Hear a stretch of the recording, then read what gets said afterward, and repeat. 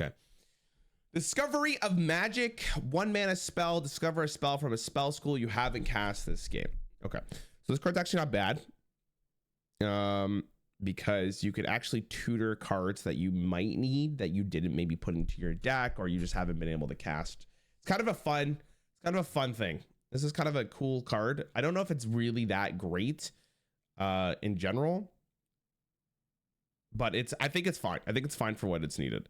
It's also cool that's from any class, but I don't know. The problem with a card like this is that the variation of stuff you get could be so bad to very good. So on average, it's going to be fine, which I've seen the rest of the cards. This is my first reaction to these, that you will need this maybe at some point if you're going to go for the win condition here. So that's fine. Aqua, archivist, 2 mana 2/2 battle card. The next elemental you play costs 2 less. Elemental. Okay. If elemental mage is actually playable, this card will be probably the sole reason for it. This is a very scary line of text, and you get a 2/2 for free basically, and you summon an elemental, right? If there's ever more elemental synergy in the next couple years of standard, this is good. And wild, if elemental mage ever becomes a reality, this is good. Chill-o-matic, 2 mana 2/2 magnetic, freeze any character damaged by this, and it's a mech. So this is literally Snow Chugger, except now it has magnetic. Which is kind of cool. The scary thing about this card though is it will actually synergize with the shark. The shark is the card from, I want to say Voyage, right? Yeah. So if you actually proc the magnetic on the mecha shark and then you play another mech, every single time that he does a damage to a enemy minion, it will also freeze it, if I understand that correctly. So that is kind of sick. That's a cool synergy. That might actually be very relevant because this is obviously going to go into mech mage, right? You're not going to put this into fucking anything. So, I mean, sure. After a number of island vacations, he thought of the storm peaks would be a nice change of pace. Okay. All right. Molten rune, 3 mana forge, deal 3 damage, get a random spell, forge this cast twice. Okay. This card is not that interesting, and I don't think it's that powerful, but there will be a card later that we're going to talk about that is actually very good with this card, which is why I think it's going to see play. It's also a fire spell, which is kind of relevant for Mage right now because they're lacking some fire spells for the spell school archetype. So this is actually a good card.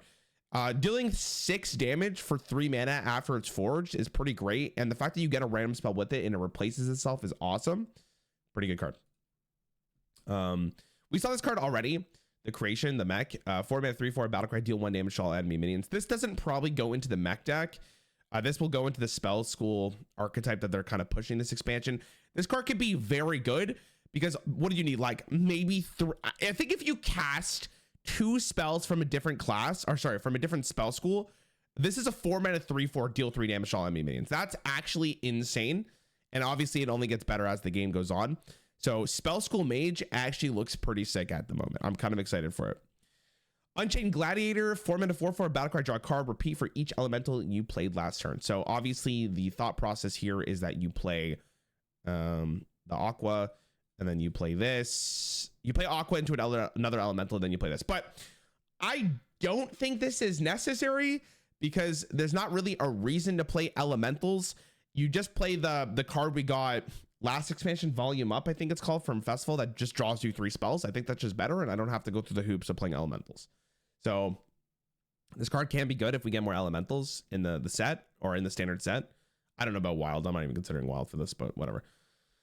Wisdom of Norgannon. Now all we need is the power and courage. I don't know who this is, chat. Who is this? 5 minute spell, draw 2 cards, cost 1 less for each different spell school you've cast this game. So we can just compare this real fast to this, right? This goes into the spell school deck. You're pretty happy with it already. It's not the worst thing in the world because by the time you actually want to play this, you're probably going to cast this for 3 mana or less. It is also an arcane spell in case you need it, which is good. Norgannon's the Titan. Oh God, that tells you how much I really read names. This will probably fit into that archetype. And then we have him. Yeah, there he is. So look at that. I think this guy's fine. Again, I don't. So now that we've seen the other legendary for Mage, I actually don't think this guy's really necessary for the deck. That being said, this card might actually see play. The reason for it is just because as a standalone Titan, it is a must kill card. Like, you can't leave this card up. If you leave this card up, you probably lose the game because he will just absolutely roll you. This is just a fine card. Again, I've said it before with the Titan tier list that I think all the Titans are going to be playable. So I'd expect this card to see play in the Spell School Mage deck. I even expected to see play in Mech Mage. Probably any Mage deck is probably going to run this card because it's just actually kind of a spooky card.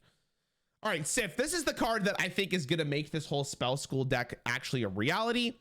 6 mana, 4/6 spell damage +1 improved by each spell school you've cast this game. Dude, at some point, how much spell damage is going to be enough for you to just straight up lose the game, right? You have the arcane bolts that were printed in March of the Lich King. You have this card right here, which is one of the reasons why I think it's going to be so good. Because if you cast this twice, you point this at your opponent's face, how much spell damage do you really need for this to be good, right? At worst case, you're doing 8 damage with this card, and it only scales there, right? Because it just gets the spell damage, and then you're really happy. Again, if this card's being played, you are gonna probably die for the most part, right? You are gonna lose this game. This is a very scary card. She is probably gonna be the defining reason why you're gonna lose games to Mage, and she's gonna be very, very spooky. Pretty great card. The only real issue with Mage at the moment is that it really my whole review is based on how well I think the Spell School archetype is going to be for Titans, and I think it's actually pretty great because Mage has a lot of defense. Again, we have solid Alibi in the game right now. I just want to remind people. So Freeze Mage was a cool archetype. I think they're trying to slightly bring it back in a new way. Really, really good card. Really good card. Actually insane. This is going to be probably one of the best cards of this expansion. Elemental Inspiration, 7 mana, summon a 4/5 vortex with random bonus effect for each spell school you've cast this game. Again, it's just the typical stuff. I don't really think this is that good. It's just like an elemental with a bunch of keywords on it, I guess. I don't think this is going to make the cut in the Spell School deck. It doesn't feel that amazing, so kind of over it. It's multiple elementals. Oh, I read that wrong. Oh, I thought it was summon a 4/5 vortex with a random bonus effect. Wait. Oh, I read it as summon a 4/5 vortex, and for each spell school you get a bunch of keywords for it. It's one elemental for each. That makes sense. Okay, I thought it was the other way. So that it's summoning 4/5. Again, I don't even think that's good enough.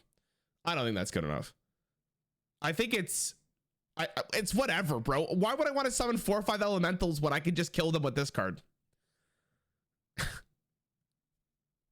don't know. I just, you know what I mean? Like, it's not bad, and I think in Arena it's pretty gas. But like, why would I want this over? Why would I want that card over this card? This is the shit. This is the one. This is the ticket, dude. This is your win.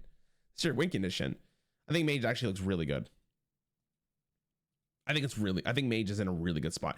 And I think Mage is just going to be very good. Not only because of Sif, but because, again, in Castle Nathria, they introduced arguably one of the strongest cards ever, which is this. So you could just stall the game out. And at some point your opponent's just going to die. And this is a frost spell, right? This is the only frost spell you need in the archetype, I think. Well, I guess you could run Cold Case too. I think Mage is just sick. How many spell schools does Mage actually have currently? 1. This card's going to be played just because of the burn. This card's so nutty with the Sif card. Jesus Christ. This could be played. So that's 2, 3. This card will probably be in 4. Yeah, Mage is looking sick. Yeah, Mage is looking good. The only one they don't have is Fell, right? Is Shadow too. Oh my god, they have a Shadow spell too. Sunwell will give you a holy spell guaranteed. I don't think you really need the holy spell. Realistically, right? It's how much damage does this need to be a very, very good card, right? If you get this to 3 spell damage, you're already kind of cooking, right? If you get this to 4 spell damage, you probably already won the game. And if you get this to 5 spell damage, yeah, you won the game. So It's pretty good. I think Mage looks really strong. I'm nervous.